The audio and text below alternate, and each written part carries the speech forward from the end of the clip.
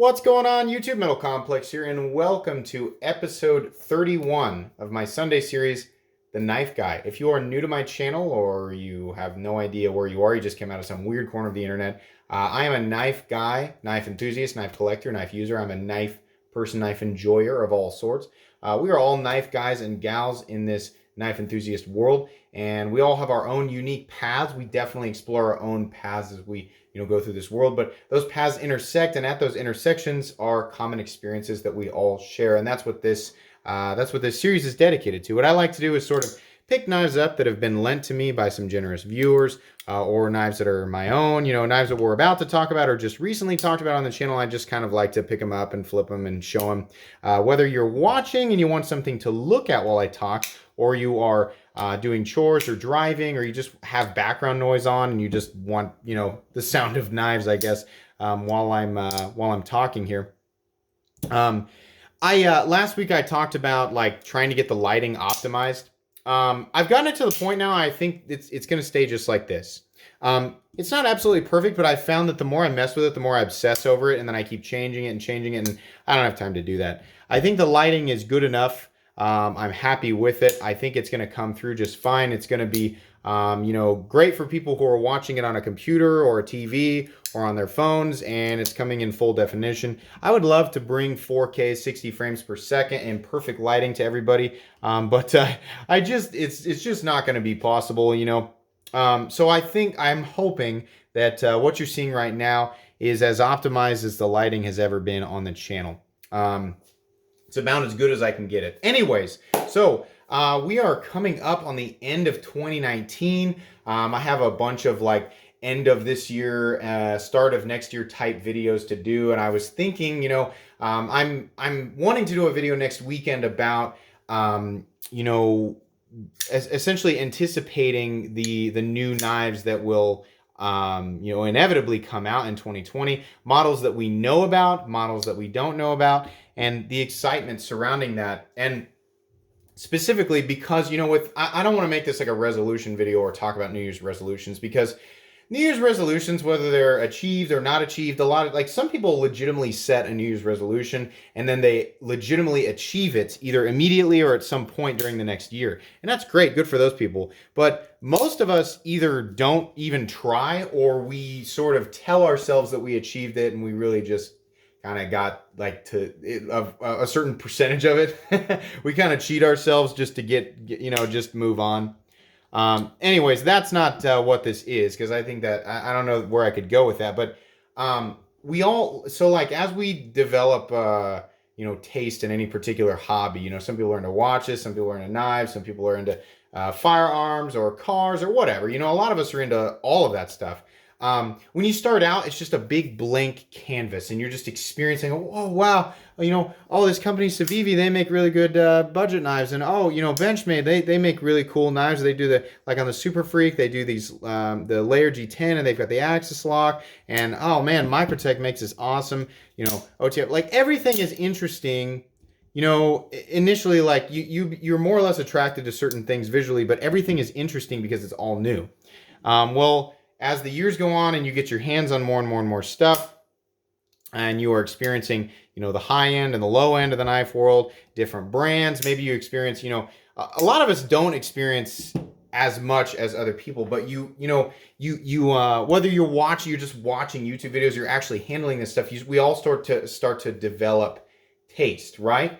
And with that taste comes bias, and either for or against certain locking mechanisms, or sometimes it's entire companies, maybe sometimes it's American made, non-American made, certain steels, definitely, right? We have bias. And then the year progresses, and for everybody, I assume most people at least once are able to step back and go, you know what? I actually didn't know that. That makes me reconsider about X brand or Y steel or whatever, you do that. And then a whole new model comes out from a company that has been, stuck in the mud for a little bit, or a new company that nobody's heard of. And it's like, wow, it's this big new thing. And I like that. I have my own tastes, my own bias towards certain knives. You guys know how much I love the Shaman, and I just base everything off that. But when I think about the Shaman, I think about how solidified I was in my tastes and preferences before I discovered the Shaman, or before I even discovered Spyderco. I was so like, Spydercos are ugly and they are weird, and I will never own one. They don't even look like they're that well built, and I was wrong. And now, not only is Spyderco one of my favorite brands, like I mean, literally 4 out of the 5 knives. You watched my video yesterday. 4 out of the 5 knives in my top 5 are Spyderco in terms of knives that I actually carry and use. Right. So what I'm saying is that sometimes, I mean, a lot of time, actually, I imagine it happens all the time. Your foundation is completely broken by an experience with a certain knife, or seeing something for the first time that you've never, thought you would see, or, new things that come out, right? And that's sort of what this episode is about, is my anticipation for 2020. I've realized that I actually like my tastes and preferences and bias to be broken. I look forward to that happening, because so many times, like, for example, again, not just Spyderco, but with like knives that are not made in the United States, I was like, all right, okay. Spydercos are pretty cool, but I'm only going to buy the ones that are made in the USA. Why? Because I don't want to buy knives that aren't made in the USA, because USA knives are the best knives. US knives are amazing, and I still kind of feel like my favorite knives, they're all US made knives, but it's a combination of the brand, the deployment mechanism, the look, the feel, the fit and finish, all that stuff. Now, if I had kept my thoughts like that, if I had, stayed in that lane and not wanted to venture out, then I never would have experienced some of the amazing knives that are made by other companies. Civivi and WE, is a great example. I actually, I really love what these companies are doing with the budget market. They're allowing people who can't afford some of the really high-end stuff to get their hands on knives that mimic the really high-end stuff really, really well, and are actually functional tools. So I'm really happy to have that, that bias broken. And that's why I'm excited for 2020. I'm constantly trying to remind myself we're in like a golden age of the knife world, right? We are seeing constant advancement in technology. We're seeing materials that were once, specific to a certain price and caliber of knives. They're less expensive, and new materials are coming out and taking the place of the upper tiers of these exotic materials. And so it's cool, because everybody, unless you're somebody who's got $10 billion and you can afford whatever you want, right? For everybody else, whatever tier of not, whether you're like kind of hanging out in the budget, you're hanging out in the, medium to high end production, or you're up here in the mid tech and custom world, it's exciting for everybody, because new locks, new materials, new designs, new innovations, everything, it's new, right? I mean, that's part of the reason everybody gets so excited about Blade Show and all that stuff. But I'm excited for 2020 because I want to see companies like Zero Tolerance turn around, right? I want to see that happen. And at the same time, I also want to see, like the continuing rise of these, like Tucson. Tucson is a company that is just, like I've talked about this before, the TS41. This is amazing. To me, this makes me really excited about the future of folding knives, because this is a titanium frame lock with D2 steel running on bearings. It's got garaged stops. It's got a true carbon fiber inlay. Amazing fit and finish. Amazing, right? I mean, just a year ago, it would still have to be like at least $150, even in D2. But no, now you can get this knife for, what is it, like $65, something like that. Some places a little higher, some places a little lower. So that tells me that we're going to see even better stuff for even less money in 2020. I like seeing these new companies really push the boundaries. I feel like the titanium flipper frame lock has been completed. This Xerx by A Purvis blades. This Production Xerx is like one of the best titanium frame locks that I've ever handled. And I've said that about a lot of titanium frame locks, and that's because there are a lot of them. Titanium frame lock flippers on bearings are the most saturated. I mean, they've saturated the knife world more than any other style of knife, and that's great. What's the next thing? I want to know what the next thing is, you know? For a little bit there, you know, it was cool to see like button locks. It's, oh, cool, a new thing, you know, a new style of knife. Can I do the reverse flick on the Freeman? Yeah, I totally can. And then we, like, CRKT did that thing with the deadlock right? Is that what it's called? The deadbolt? I don't know what it's called, but the pivot, right? The pivot is the actual lock. So it's a push button thing. I love seeing stuff like that because then, you know, other innovative knife makers and designers, they go, oh, that's a good idea, but we, you know, what if we did it like this? And they change, and then combination different material, and this other company takes it and evolves it more. And I mean, that's essentially, I mean, how the evolution of stuff works. You know, we refine it and make it. But the cool thing about the knife world is that it's not all about utility.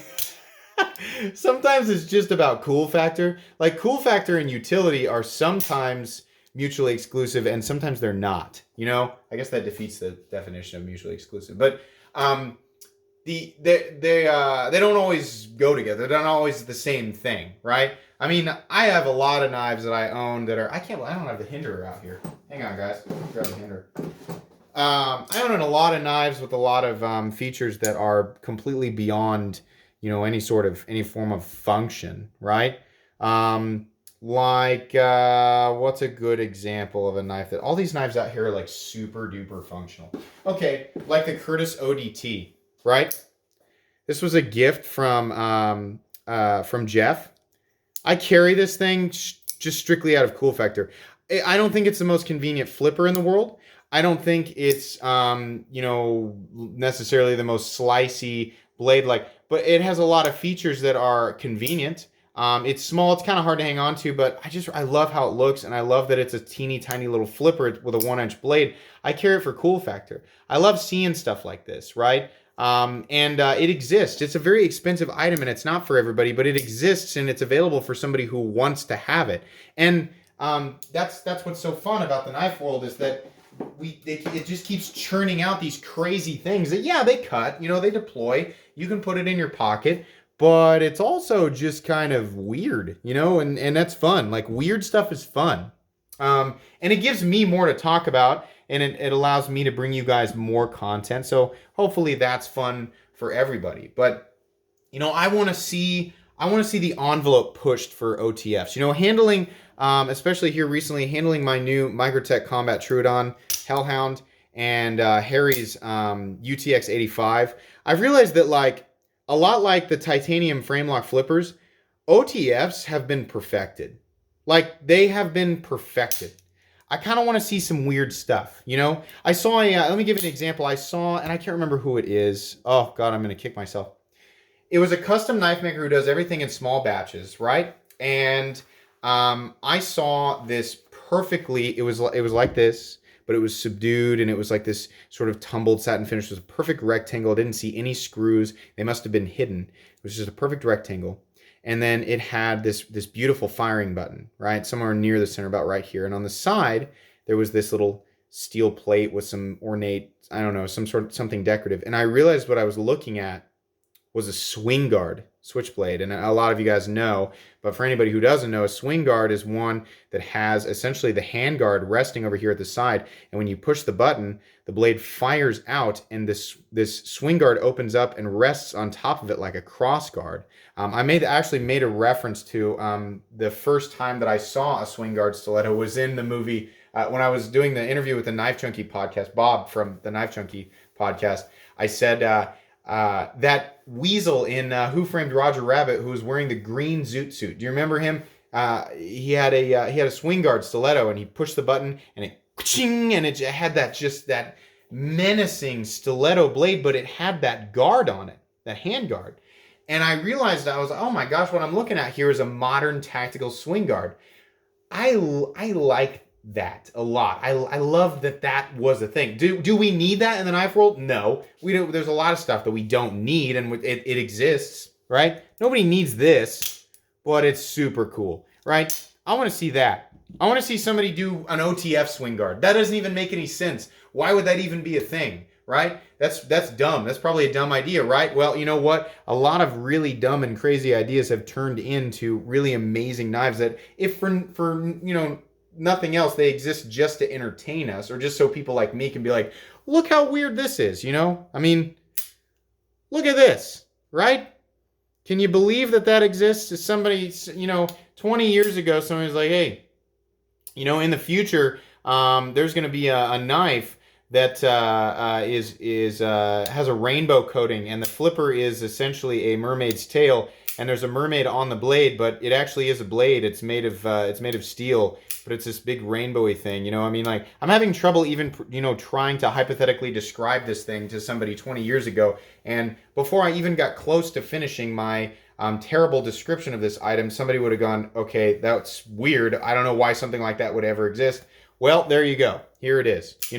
I'm excited for the weirdness of 2020. I'm always excited for the weirdness of the next year. The innovations, whether they yield utilitarian designs, or they yield something just completely bizarre. That's fun. That's exciting. That's what makes this knife world fun. I figured you guys, in one way, shape, or form, are excited about new things. And it's like I started to say at the beginning of this. It's always fun to leave old preferences and biases behind in a way. Like, I'll always still have a love for the Hinderer XM18, and I'm really glad that I found my perfect one. But I'm kind of glad to leave my lust for this behind and move on to the next thing. I'm excited to see what Rick Hinderer comes out with in 2020. I'm excited to see what his competitors come out with in 2020. Who knows? I mean, my goal is this is currently Excalibur, but I want nothing more than to claim a newer, better Excalibur. I'll still love this, but I need that to happen. How boring would it be if we lived in a world where we're all set in our ways and nothing changes and nothing evolves and nothing becomes better, or not necessarily better, but different, right? That's the fun of this. I want that more than anything. I have to imagine that you guys, at least in part, feel the same way. So to conclude this episode, let me know what your thoughts are. Let me know what you're looking forward to. Let me know some makers that you're interested in, some production companies you're interested in. Let me know what companies you think did it wrong in 2019 and you'd like to see them turn it around in 2020. I want to know. A lot of times you guys are a source of information for me, and you cause me to go. A lot of people will tell me directly, hey, look at this maker, look at this model, and check out this. Tell me what you think about this. And a lot of times people just, amidst regular conversation in my comment section, people are talking about knives or entire companies or makers that I'm just not familiar with, and I go and look them up. So this is an opportunity for me for you guys to turn my eyes to different things and try and focus in on some of that stuff. So if you guys are excited about any particular thing, new knife in 2020, or just an idea, something that you'd like to see happen, let me know. I would definitely like to hear your thoughts.